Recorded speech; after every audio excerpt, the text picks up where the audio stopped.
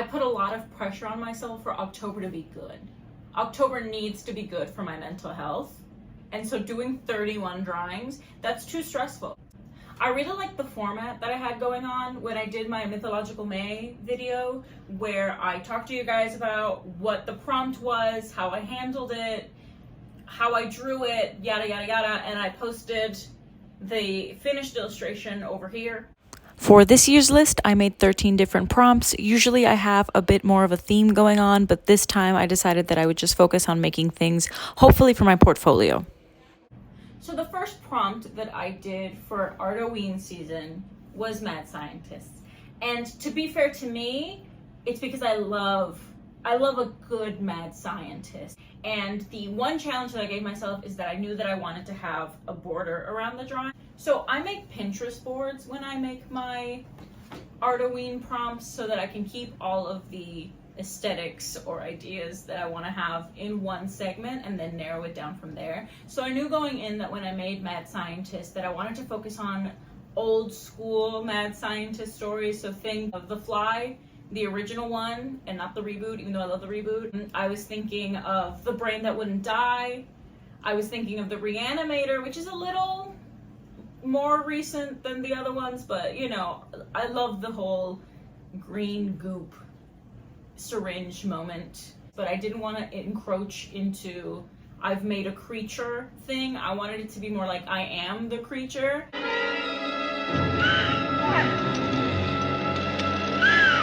And I really wanted to draw a spider. I wanted to draw an up-close spider, so I just made it a Spider-Man. Spider-Man. It's a Spider-Man. It's a Spider-Man mad scientist. Could this be a spider-sona? Maybe.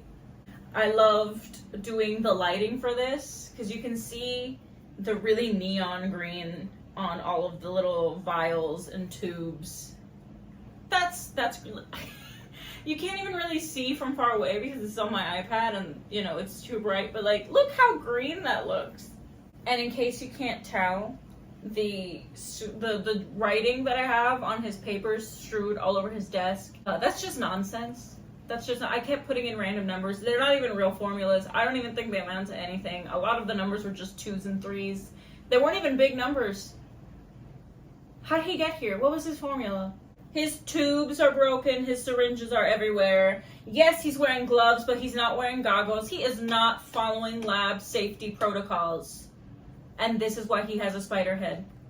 Was that his intention? Frankly, I don't think so. I think he's just irresponsible with his science. The next one was Alien Invasion. This one was really fun for me because I really wanted to focus on retro alien movies. I don't know if you guys have seen old school alien movies, but they are so funny to me for no reason. I understand that the principal idea is, you know, aliens are descending and they're gonna colonize us and all that, but they're so kooky. They're so camp. I'm not scared of these women in go-go boots. Frankly, I want their outfits. They haven't done anything wrong except maybe abduct some random astronaut who was really nosy. Once a normal, voluptuously beautiful woman, she drove into a nightmare of horror and saw descending from the sky a titanic monster. Anyway, I watched the movie Signs again because I think it's so silly when the alien reveal happens and he walks in like he's Bigfoot. That's cinema. I watched a lot of random alien movies. I watched Critters. I don't know what was going on in that movie, if I'm going to be really honest. I thought that they were going for a kind of... I didn't look at the rating when I played the movie. I thought they were going for like a PG-13 E.T. Gremlins alien situation. So I don't know who the intended audience for it was. But I watched it. I wanted her to look like those 1950s girls. And so I gave her 3 eyes. I gave her a cute little headset under the helmet. I gave her 3 fingers. Don't know how she's holding her little gun, but she is a queen who can do no wrong. She's a girl boss. She's holding her gun. She's holding her little laser gun. She's doing just fine. I don't know how she's doing it in 3 fingers. They figured that out. The haircut was based entirely off of the fact that every single version I did where she didn't have a short little pixie looked like Madame Leota. But it's okay because it's a sleigh. She was giving me Starfire energy. I wanted her to land, and I wanted her to be really confused as to where she is. Is that man crucified? Why would they do that to him? And it's just a scarecrow. And I couldn't figure out whether I wanted it to be a night scene, because that just makes more sense for it to be a night scene, or if I wanted it to be really bright. So I made two versions. I do think that the one with the white background is probably better for text. And we get a close-up on the scarecrow. I say as if I'm not the person editing this. Up next was Picnic, because I'm trying to aim for books that a kid would read in elementary school, not necessarily like too young. And I found out that a lot of books for kids in that age range include ghosts. And, you know, this was for October. So even though it was Picnic, I still wanted to include ghosts, and it got a little tricky, but I ended up making a scene where this little boy is out with his grandmother at the park, and they're having a little picnic, and she is just confused. She's flabbergasted. She's befuddled because he's talking to himself. He's talking to himself, or so she thinks. There's actually a ghost. There's actually many ghosts, and I thought that would be really cute. If I was a child, I would absolutely read a story about a little boy who could talk to ghosts. I did make a version that has a little border. It's kind of like a little arch around it. So in the arch, I added little snacks that I thought a grandma would like to bring for a picnic. They're all in the same color because I didn't want to add green to the arch. I wanted the green to just be the grass. And on the side of the arch, it says, "I hope we can be good friends forever because great friendships are eternal." And I think that's cute. I think that's sweet. I think it's nice. Here's the one without the arch. My computer did crash while making this multiple times, which I think is why I don't look back on the process as fondly. Overall, I had a great time, and you know what? Maybe working too long on it was a blessing in disguise, because I watched an entire YouTube video about some random woman who sold stuff on Etsy and then faked her own death. Kept me going. The next prompt was supernatural, and I knew that I wanted to work on a book cover.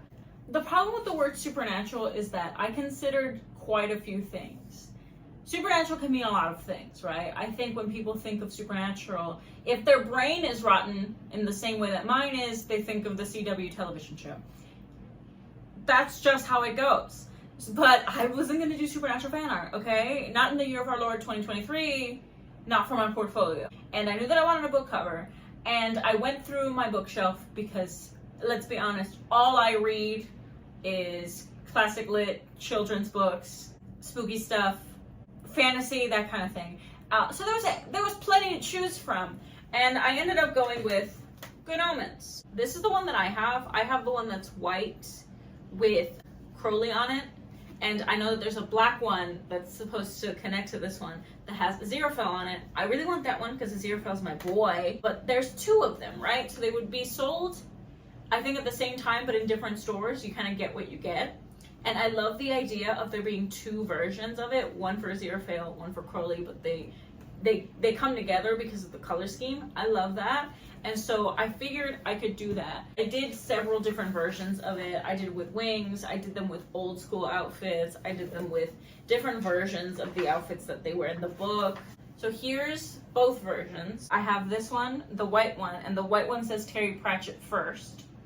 And then the black one says Neil Gaiman first, because, you know, Aziraphale's like Terry Pratchett's baby, and Crowley is Neil Gaiman's baby, and so they're like that. On the O, I have baby Adam. Like a little medieval baby. The little arch around both of the books, I just changed the color, but it's the same thing in each one. On one side, we have the flaming sword. On the other hand, we have holy water. And then on the top, we have the wheel for the Bentley. The fifth prompt was monkey bars, and admittedly, I wrote this prompt list months ago, and then back in September, because that's when I started doing all the sketches for everything. After I had done the prompt list ages ago, I came to the sudden realization that I wrote monkey bars, and most of these sketches that I had made were for jungle gyms with no monkey bars in sight. because my brain didn't process it, I don't know. And so I scrapped a lot of it, and then I tried to make it like a very simple scene of them on the monkey bars. I thought the best way to make it spooky, even though it was monkey bars, was to have them be vampires. We don't have time to get into the ethics of vampire children. Children should not be vampires, depending on what storyline we're going for. Like, we don't want a Claudia style situation. And 40 years from now, so little boys, how are you gonna fix it, huh? I did try to go for a more cutesy version of what vampire children could be. I did watch The Little Vampire. I did watch Scary Godmother. That was my research. We have this one little girl. I think she's one of my favorites. I gave her little pigtails, like really big pigtails. I gave her overalls with a little heart pocket. I gave her these little sort of Morticia Adams. I don't know what to call that cut. Like the ones that look like spider webs. I gave those little sleeves, and then I would use red because I knew that I was gonna draw them in a very like grayish yellow color because I wanted red to be the main color and I didn't want to draw everyone in red. That would be too much. And so I ended up just giving them red accents, so red ribbons. I did the same thing for the little boy that's next to her, you know, red laces, red socks, red belt. The little girl after that, she has little red beads in her hair, and she has the same thing with the sleeves as the other girl. And then the last boy just has a little collar, and he's wearing chanclas. And then I have other little bats, who I assume are their parents. The next prompt was classic vamp, and I knew instantly that I wanted to work on a book cover because since I had used the word classic, my brain went to classic literature, and I was thinking about the most popular historic vampire novels, and I just read Carmilla this year for the first time, and I really liked Carmilla. I liked it, and then I watched a bunch of, well, whatever Carmilla movie I could find on Tubi. But something like this I thought was really good, and so I started making a bunch of different versions of the Carmilla cover, but eventually I knew that I just really wanted to draw that one scene, and I wanted to make the type myself. I ended up taking a text, rasterizing it, and then modifying it a lot, and I think that worked in my favor. I love her. Your Honor. Your Honor, Carmilla did nothing wrong. I thought we liked Messy. I loved working on the little nightgown. I even went online and I looked at pictures of nightgowns in the Met. I wanted to go for the ones that are high up, but then they have little ruffles here, and then they have really big poofy sleeves. Obviously that last one wasn't really kid lit, and so I knew that I wanted something a little less spooky the next time. And so the next one was a family portrait at the local JCPenney. I tried to have oranges, yellows, greens, reds, and purples all at once. I don't know why I did that to myself because it wasn't even one of the challenges that I had to do. But I liked it. I really like making little pumpkin people because then I can give every single one of them a different pumpkin head, like a different carving. I've never carved a pumpkin, so I don't know how many of these are even doable. I just like doing different pumpkin heads. The 8th prompt for Artoween season was road trip, and I don't know why I did that to myself. I don't know why, because I hate drawing cars. In my head, it was very straightforward. Even though I was like, oh, I have to draw a car. It was very straightforward.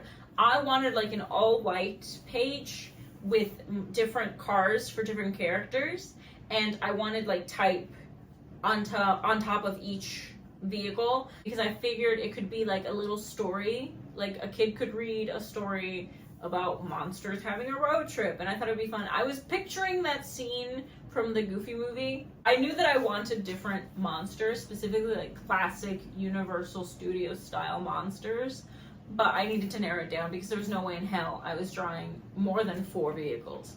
In my head, they're all following the little witch to a secondary location. And I made the little witch on one of those little Vespa moped things because I figured if a witch rides a broom, Maybe she could also like a Vespa. I think she would like that sort of independence. You know, she doesn't want a big car. She doesn't want to have a garage, you know. She lives in her apartment, and she'll take her little Vespa out, and she'll mind her business. Because she's a witch, you know, she doesn't need trunk space. She can just carry magically all of her things that she buys at the grocery store. She can carry it home. And it's powered by bubbles, cauldron bubbles, and so she doesn't need to get gas. She's an environmentalist. Then I have a sort of Frankenstein's creature. He's in that little Volkswagen Beetle, and it has a dent on top because his head has smashed onto the roof of the car multiple times. He doesn't know what he's doing. He tried. It's covered in daisies and sort of like welded pieces together, kind of like stitches, because it's a beat up car. He's got the little daisy rims. I gave him a little car sticker that said, "Just got my license, please don't honk." It's also clearly not doing so hot. There's like smoke coming out of the back. He should not be in that car. Then there's her.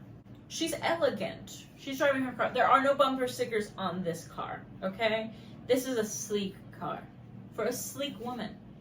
And then the last one I did was Mummy. I don't draw mummies enough. A gold all-terrain vehicle who can handle the desert and the road, you know? And I added in stickers. One of them says my other car is in my pyramid, and then the other one says Cat Dad because I added little cats to the back seat. He's driving his cats. He's got a little ankh on the mirror, kind of like how my grandma has a bunch of rosaries on the mirror. Considering I was literally dreading having to work on the road trip prompt, I'm actually very satisfied with it, so that's the fun thing about doing these prompts.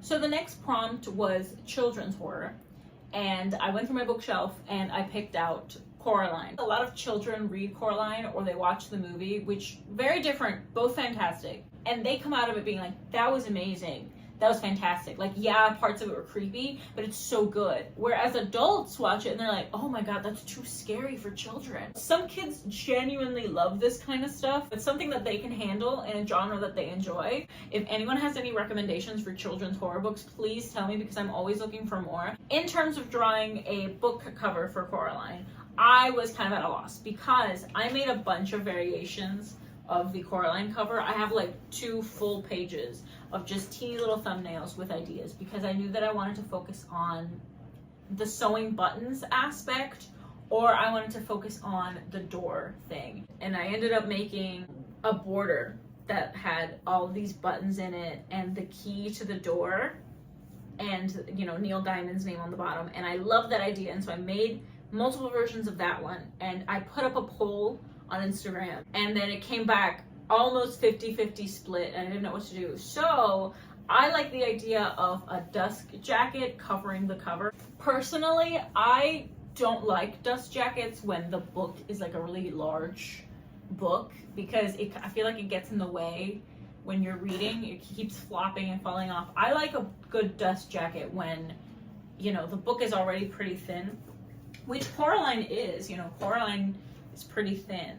So I think it could work. And I also like it when, if you open the dust jacket, the cover is different and it's still just as good. So it could be like the door before Coralline goes through it, like when the door is open and she sees it, and then when you open it, Coralline is already walking through to the other side. And so we have this one, right? So that will be the dust jacket, and then you flip it, and then Coralline is in it. The 10th prompt was bakery.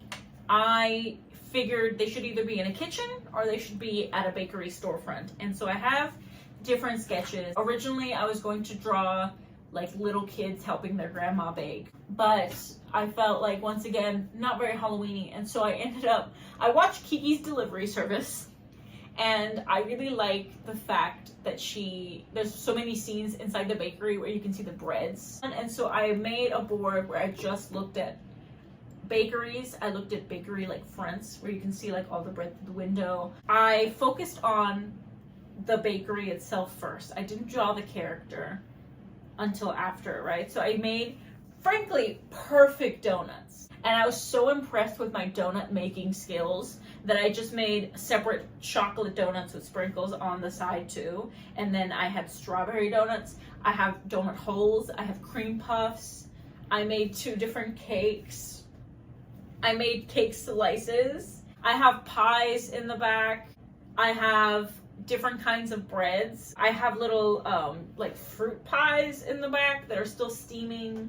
And then I had to do the hat. And the hat, I wanted it to feel like, you know, this is a little witch that works at a bakery. Why doesn't she have a food themed hat? And I made it a strawberry, and I fell in love with it. So I made the hat. I don't know when I'm going to post this, but I'm definitely wearing this to Feria de Comics. It's not perfect because I didn't have batting or interfacing or whatever it is that you're supposed to call it. There's just felt in here. Anyway, I love her. I'm obsessed with her. Love her a lot.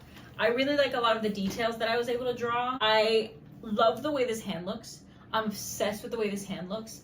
I think it's because it's such a like specific gesture. Like, you know, when you talk with your hands, I love that she's just doing this. Also, she has like she has a wedding ring. In my brain, this is like a community of witches.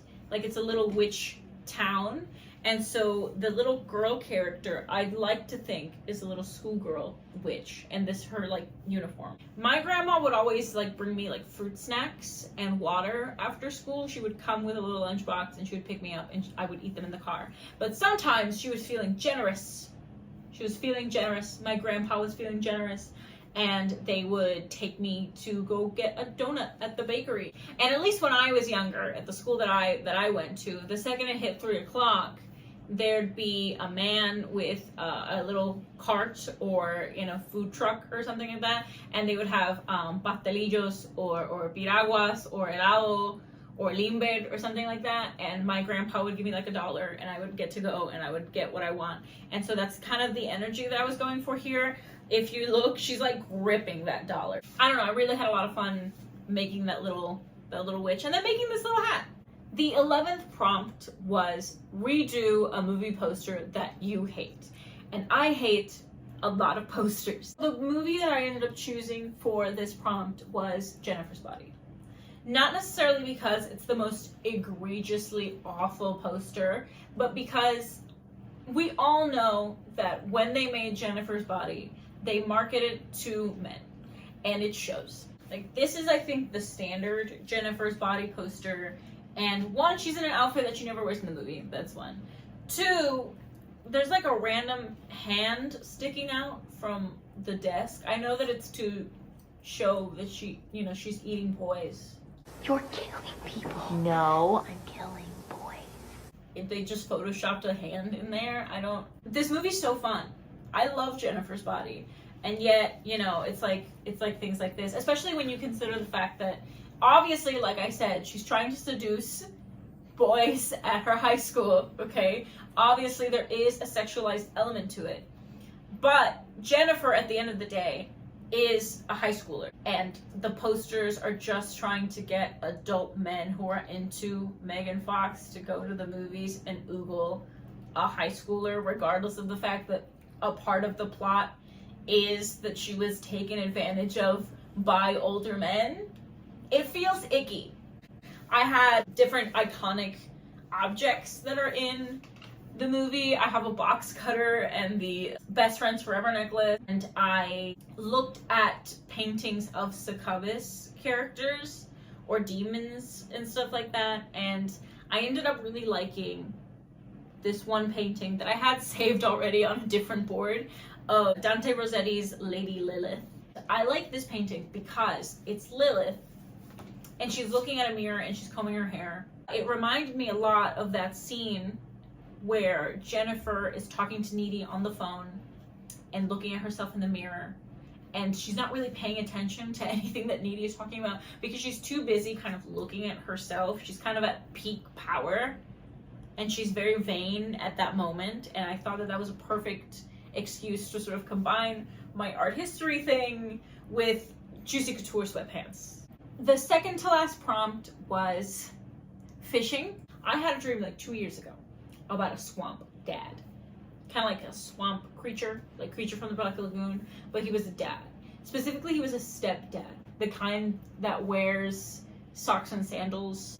So I have him in a hat that said "Fish Fear Me." I have him in, I looked up a lot of fishing gear, and I saw a lot of vests that have all these pockets in them so that you can keep your gear when you're fishing. I don't know anything about fishing. I tried my best here. And I put in the things that I saw online whenever I looked up these vests. So I saw that some people have like little scissors and hooks and things attached to the vest and little canisters, I think for the bait maybe. And I put them all on his little vest. I gave him a ring on a chain because he has little webbed fingers, and so he can't wear the ring on his regular finger. I gave him khaki cargo pants that are really high up his waist and a brown belt. I gave him socks and 80s style sneakers, and he is holding the catch of the day. I gave him a little fish. And then the little boy was pretty straightforward. I wanted him to have a life vest, like a really big poofy life vest, because, you know, this is his new wife's child, okay? And obviously it is now his child, and he needs to take care of this little boy. He probably can't swim that well. He's really young.